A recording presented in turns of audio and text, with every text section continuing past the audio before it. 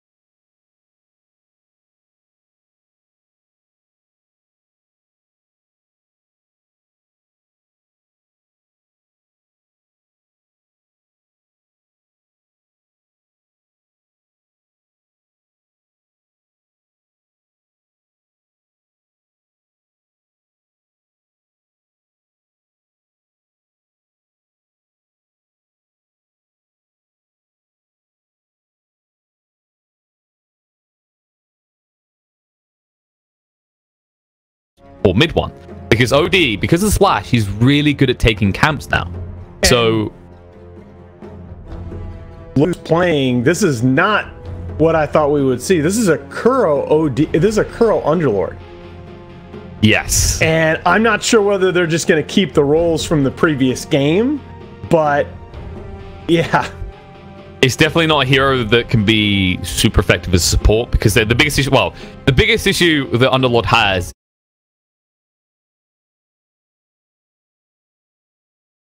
whereas he's going to be against heroes that do move relatively fast, especially the Morphling and the Spirit Breaker. Right.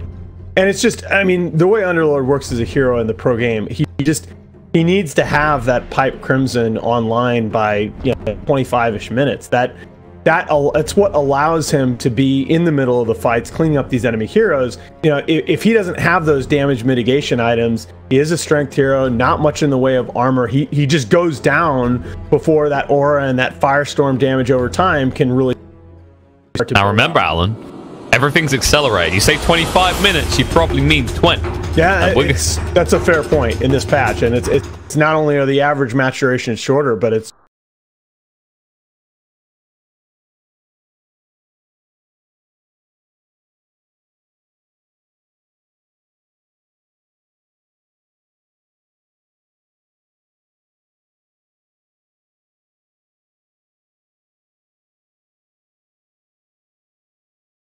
right at the start. Let's get back in his numbers, his work.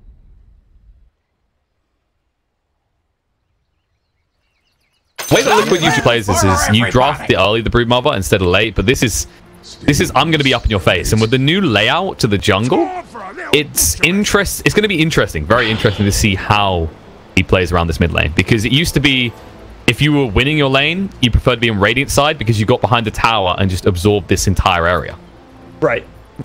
Now, I think the rotations are a little different, but I think with the addition of the extra high ground, I think Brood is going to be very, very well protected as that area. Well, that's the thing. That's the fallback, right? You want to be in the Radiant, not in the Dire. That's the thing I'm thinking I here. think you can do both. That's the thing. I think on both sides of the river, right? I think it's going to be, you can take, you can basically, as Brood, I think if you do it right, you can control a lot of the right side of the map from pretty early on. As long as your two offlaners are doing well, I think you can bring a lot of pressure. I think you're right. When I'm looking at it as well, because of the way that the jungle's laid out now, it kind of makes it easier for Brood to transition to the tier 2 in the bot. Oh, mind control got hooked in here. Give me a lot of damage to the bashes. Poppy says there's trust in RNG. They won't be able to kill him, but they do a lot of damage to the Sand King. Oops, was that me? However, they didn't get the runes, so it's going to be 2 apiece. He's got a decent amount. They should be okay. Okay, I was a bit concerned. That was a little light. That was weird. I was like, wait, they forgot about the top bounty rune. The map UI is showing bounty rune still there. Did he get? No, because Pudge's bot. Where did it get hooked? They didn't get hooked. All right. Anyway, moving on. We are merely a crowdfunded game. So, where should we start? Should we look at this mid lane and how this is likely to play out? Yeah, I think this is going to be pretty tough on the OD. He should be able to do okay the first couple ways, just to do what you just saw, banish the Brood and own the range creep. Getting that off to a good start. It's how it accelerates and goes on, though. The Brood still takes over if his micro is good, though. Yeah, especially with the XP is the fact you have to consider. In fairness, though, OD, because he now has that slash damage on his Arcane Orb, he can actually get rid of the spiders relatively effectively. That's true. That's true. Whereas before, you really only had to worry about dodging the damage from the app. He does have a built-in splash now. Good point. I'm intrigued to see how that's actually going to play out now, because I think this is the first time we've cast OD. I haven't seen really any of it so far in the games I've seen professionally. Yeah, it's certainly the first time that I've seen this lane patch. It's only so often you can draft the Broodmother, but you know, if you watch enough Liquid games, it tends to appear a lot, very regularly. And mid one's crushing, by the way. He is 11-4, and then look at Matumba Man 2-0. Look at the pain he feels. I mean, I expected the first couple waves to be advantage OD, but I don't necessarily know that I expected it to be this bad. Pudge? Yeah, he's... They got him? Yes, they have. His eye's going to go down. Oh. I kind of like what they've done here, actually, with this, because they know that they're going to be up against melee cores, so you have Firestorm plus Sandstorm. You actually can't approach the wave. Yeah? Those are pretty mana intensive, and so you're gonna see them have to figure out a regen solution. Maybe this time here, but I mean, yeah, look at this. Oh, that no. zero armor on the Pudge, man. He takes so much damage just from right clicks. They decided against trying to go for the Firestorm, is a little bit too tanky.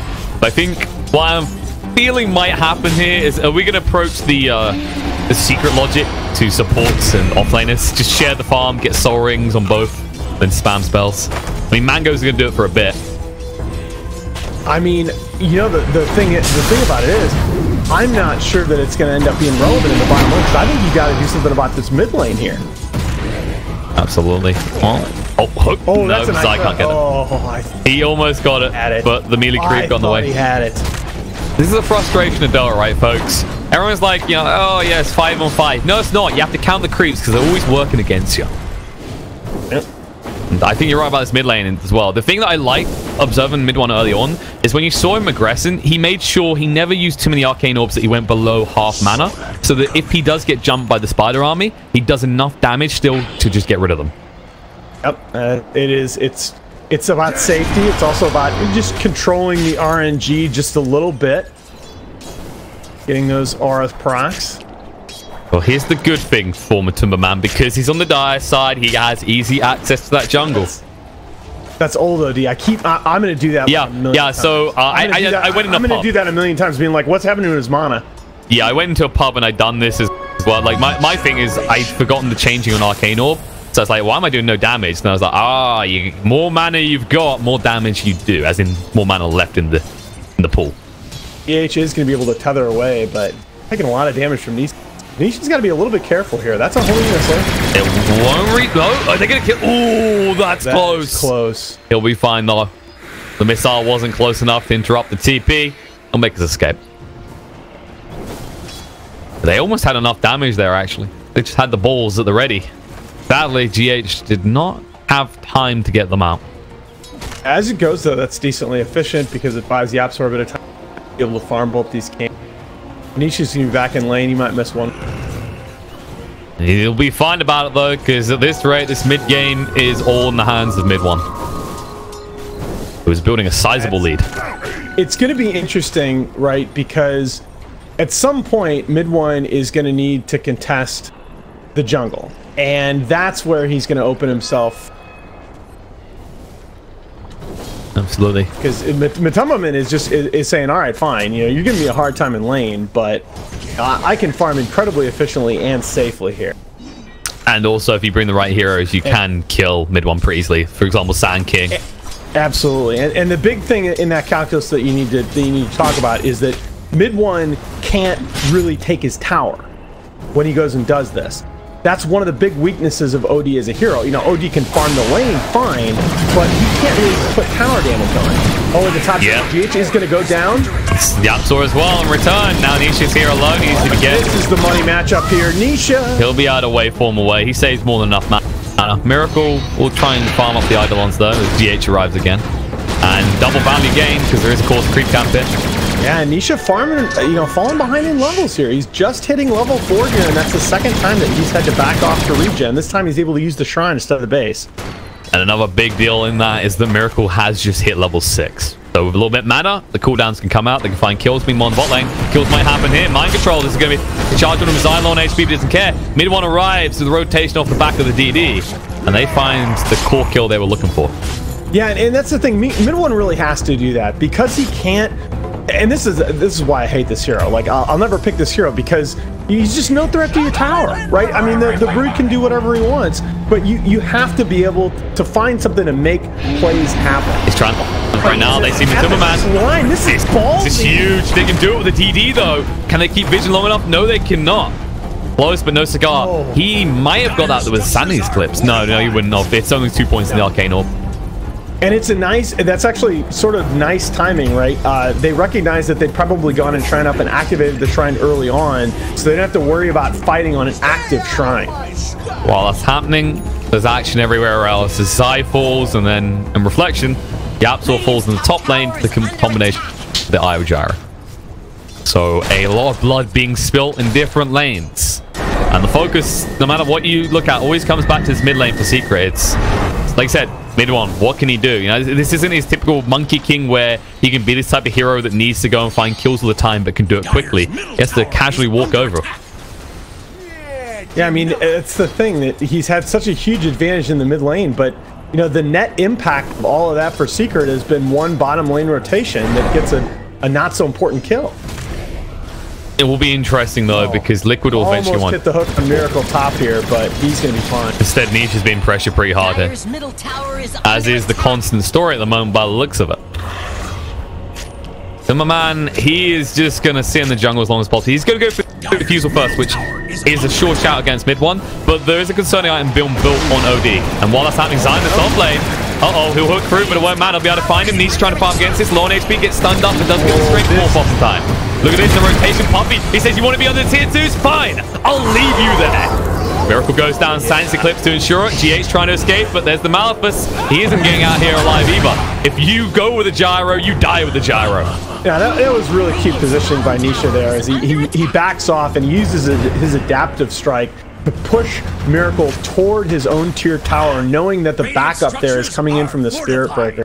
It's just a really minor little sidestep there, but it's heady. Speaking of the Spirit Breaker, he's not done. Yep, he times the charge. Kuroki gets hooked back down to half HP already, but the turnaround's going to be there. They're charging up the epicenter. Zai's already used the hook and he's not level 6. They're going to keep on chasing. They should have the damage to actually finish this off, but they don't have any one charge on Kuroki. The charge through Poppy, they're saving the day time and time again as Zai runs for his life. He just she throw out the hook. He knows it's gone now, and they're just going to TP away. Kuroki says, thank you very much. See you later, former Master Poopa. Uber is here. Good old Uberlord. This is a true power of Underlord support. You just have to do that right. Nothing else matters. All right, and mid one is finally setting up to damage a little bit this tier 1 tower, but then right on schedule, the Underlord TP's in. That's one of the huge powers of Underlord. He is just such a fearsome defender of these tier 1 towers. That's the thing. We used to see him as a core, and we often, when we see an Underlord, we'd see Rubik as a counter pick because he just steals the Firestorm, gets a lot of gold. This is a support having Firestorm. It's like no matter whether it's a Rubik or the actual Underlord itself, he's going to find gold, he's going to find XP, and he's going to shove well, but he might get shoved onto pretty hard here by mid one. Sadly, no Silence Eclipse though, so he'll just steal a little bit of it and back away. Well, it's funny, right? Because it is technically a support Underlord, but you look at what he's getting from the 2 bracers, you look at the 16 strength and 12% magic resistance that he's getting from the 2 bracers, he's decently tanky. That's 1500 HP. It should, however, be pointed out that no matter how much magic resistance he does build, the biggest threat is always going to be mid one because, of course, that Arcane Orb, it did get changed, but the pure damage element is still the same. Absolutely. The thing to be concerned about is, well, build what you want. The BKB is going to be an important thing, which Gyro will eventually get. It should be, yep, drums first, and actually, who's that? Who's got, is that the complete diffusal? I think Timberman's close, but not completed yet. Yeah, he still needs to get the robe of the Magi. Where's this Corey go? All right, that's going to their secret shop is brave when you know that there's an Enigma in that jungle all the time, but it'll be fine. Oh wow. Oh, that's why OD's so bad. They screwed up the map. Level 4 Arcane Orb, there's no way it should cost that. Yeah, it's pretty ridiculous. And now look at this. Speaking to the man himself, the Silence Eclipse achieved another puppy interrupted on the charge by the pit. And actually, they can take your tier 1 now. And I don't see any reason why they don't necessarily, but they're reluctant to commit. They know there's no rush for them. They do have the Gyro IO combo. Yes, you're up against an Enigma, but the way this plays out is there's going to be too many targets for Secret to focus on at this rate. Yeah, I think you're right. That's especially when the OD's down. Enigma, oof. He needs the black hole of his life. This is not the level of farm that we're used to seeing from YapzOr. I mean, Arcane's Raindrop, ouch. He had to. Scan he felt pressured very early. And Zai, on the prowl here, they used to scan. Secret should try to contest here. They know. Oh, all right, no. Wow, no, that is beautiful. GH, see what he done there? We'll go to it in a moment, because in the meantime, Underlord being jumped onto here. The pit down again. Puppy can never charge. He'll give the Never Strike, bounces across the Miracle. No, the Black Hole. They're going to go on. Can they do enough here? Miracle's still alive because they didn't catch GH. He's going to fight back and find another kill before falling himself. And now he says, okay, who's my new target? Master Kuroki. Run them down with that bonus 100 damage and smash into the face of YapzOr. Oh my god, YapzOr. So close to being an all-time play there, but just a little bit too much outside of Liquid. They just have that level advantage, and with mid one going down so early into the fight, yikes. And Nisha is just, he's dipped. And it should be pointed out, not just because of what he done with the tether there, but if it wasn't for what GH done at the start of that fight, that doesn't even end up in a scenario where Team Secret feel like that, because they can get a hook for it. He pulled the Ancient Camp out before leaving, and then Gyro left afterwards, which meant Zai had no valid hook target. It's almost like Flak when you're talking about aircraft defending about missiles, or chaff, like, right, leave that behind you, interfere with the hook. Oh no, they're turning around Kuroki. He says he thought you were fighting me, but instead fight you. They actually used the Astral Prism to protect here, as Zai was getting low, but man going back in, we'll be able to finish off a mid one. He has to keep on running, he's going to be chased on two, the relocate in, they're going to find him. OD, this is why your win rate is in the gutter right now. Maybe in another 20 minutes you hurt, and you can sustain that mana, but right now, this is looking grim. Well, there's just no way. I mean, you look at him and he had a great laning phase, but the thing, like, what, 200 mana, 8 orbs, and he's zoomed. And that's just, and now that your damage actually decreases as your mana pool decreases, I just don't think the math works out on the hero. Yeah, I think there will be some tweaks. You mentioned the 200 costs, especially on the Arcane Orb. That I think level 4 Arcane needs to be like 150 at most. Or this hero is just going to be... And the other, again, part of it is also just the inherent problem with the hero. Like, OD is not a hero that can just go contest the enemy jungle by himself when his lane opponent just pieces out. And he can't pressure the top. I think the thing to look at is he's a single target focused hero. He's like a worse Slark right now, but especially seeing as the buff Slark got with Agi heroes being stronger and the permanent gains of Agi from kills. Where do you don't easily snowball? Is it constant snowball, or you just fall off? They're really pushing them themselves. They feel desperate about this, and well, Desperation is going to show here. Zai goes down mid one. He did actually activate the equilibrium, so he's going to have to turn around a second because they're going to turn around on him. The stun crew is going to be in the cooldown as well. They leave OD behind. I say mid one. I ain't backing that play. Something for everyone indeed. It's Liquid. Just look at the money on the team right now. All of them are richer than 4 members of Secret. Now this rate will be 5. At this rate, I'm going to end up clicking the button to check if I've got the sort order between teams or individual. There's a whole lot you can do. It gets worse as well because look, Matimberman, he's queued up the BKB now. You look at Gyrocopter. I mean, he's gone for the Sanj and Yasha because he's not actually feeling threatened. But eventually, once he just goes doubles back to that BKB, Yamsor has to deliver everything to you. And I mean, Nisha is just nowhere near being ready to come in and contribute to the game, and without that, you're left with an underwhelming hero right now. The level down, I'm thinking. Ugh. Oof. Well, speaking of that Sand King himself, he does have that blink. He is gonna he's gonna grab you by the gonads. I think it's the way to kind of look at it. You can't be coy about this, especially seeing as your big black holes we were talking about. Well, Yapsor, he went for that blink dagger. This isn't a BKB first, so he can't just try and walk in. I was just thinking about that. I think the argument for blink here is obvious, but I think the BKB might have been right just as a mind control.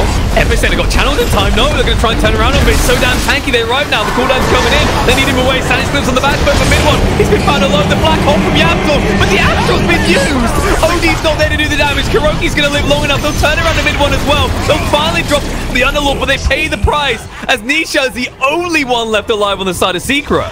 Well, and he's just getting ignored in these fights. Like, he joins a little bit late, and he's just like, okay, I'll right-click a few people, but what's he really going to do? Cute steal from him, by the way, because he did get the Sandstorm, of course. That's one thing. This is kind of the beauty when you get changes and Morphlin gets picked, is you get to see the interactions like that. But he couldn't use it aggressively. It's literally just, thank God they don't have detection because they have no reasons to have it right now. Look at this. Roche will be finished off. That DD now running out. With the DD. That was hidden a little bit there, but yes, it was indeed there for Miracle. Yeah, there are a couple of the graphics in the new patch that need to be fixed. Like, I think Chen's new thing looks exactly like Empower. I think that's one thing I want to see.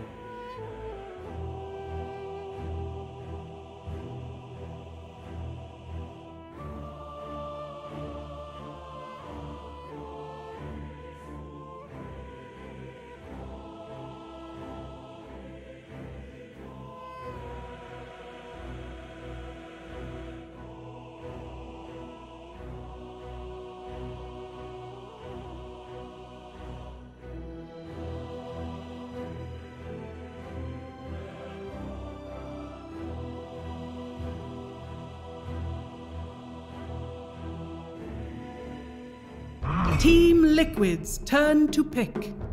Straight away after reading the patch, went and tested it, and it was ridiculous. He just walked over and instantly just obliterated an axe. Come on now, there are no bugs in Dota.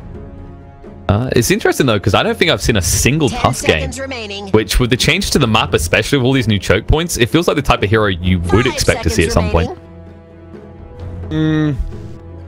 There's just so many. There's so many heroes out there that can have impact at the 4 position, especially now that you're seeing a lot of these tankier offlaners, like your Centaur, like your Brewmaster, being moved down into the 4 and also the 5 position. It puts that much more pressure on a hero. A fair way of looking at it. And Elder Titan, the 3rd pick coming up from Team Liquid, so we're unlikely to see a Tusk this game because, well, while Dazzle can be played as a core, the guy that does that so far for Liquid is Matuma Man, and I don't see anyone else likely to be playing this Broodmother. Yeah, and ET is a thing.